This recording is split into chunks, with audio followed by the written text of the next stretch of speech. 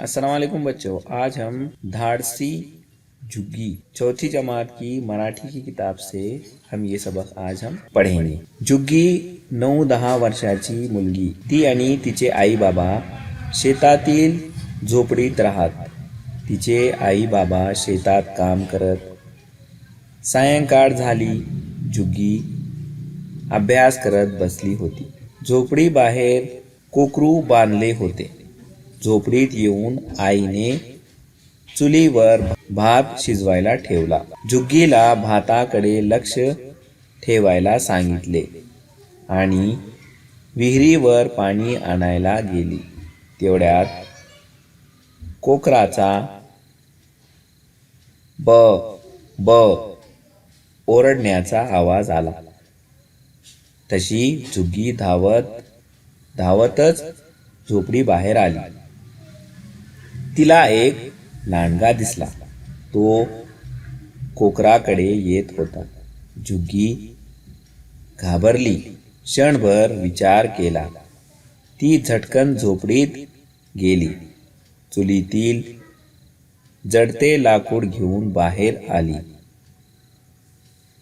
लांडगा कोकरावर झडप घालणार इतक्यात झुग्गीने जडते लाकूड लांडग्याच्या दिशेने फेकले।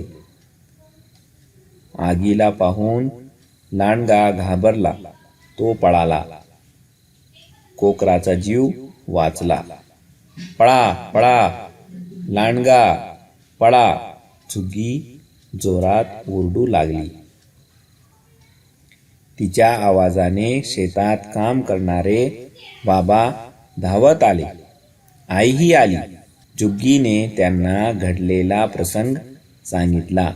आईने तिला जवळ घेतले।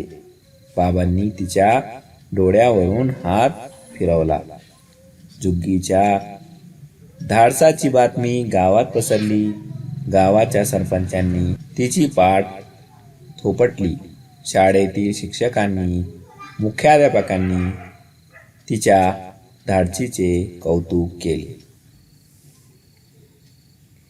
बच्चों, अब हम इस कहानी को समझेंगे। इस तस्वीर को देखिए। यहाँ पर ये लड़की है, उसका नाम है झुग्गी। उसकी उम्र 9 और 10 साल के दरमियान है। वो अपने घर में अपने माँ बाप के साथ एक झोपड़ी में रहती थी। उसके माँ बाप खेत में काम करते थे।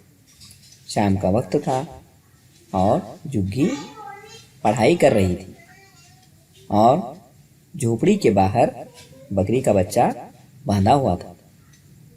माँ ने चूल्हे पर भात यानी चावल पकने के लिए रखे और झुग्गी से कहा कि वो पानी लाने के लिए विहीर यानी कुएं के ऊपर जा रही है पानी लाने के लिए। इतने में झुग्गी को बकरे की आवाज़ आई और वो आवाज़ आने की वजह से दौड़ती हुई झोपड़ी के बाहर आई। तब उसे एक लांडगा दिखाई दिया और वो बकरे के पास आ रहा था और बकरा उसे देखकर ज़ोर ज़ोर से चिल्ला रहा था। उसे एक वक्त ऐसा लगा कि वो क्या करे। फिर वो फौरन झोपड़ी में चली गई और वहाँ से चूल्हे में से जलती हुई लकड़ी को निकाला और बाहर आकर जो लांडगा था उसकी तरफ फेंका। जलती हुई लकड़ी को देखकर जो जानवर था वो डर गया और वहाँ से भाग गया और झुग्गी ने ज़ोर ज़ोर से पुकारना शुरू किया कि बचाओ बचाओ, भागो भागो, लांडगा आया।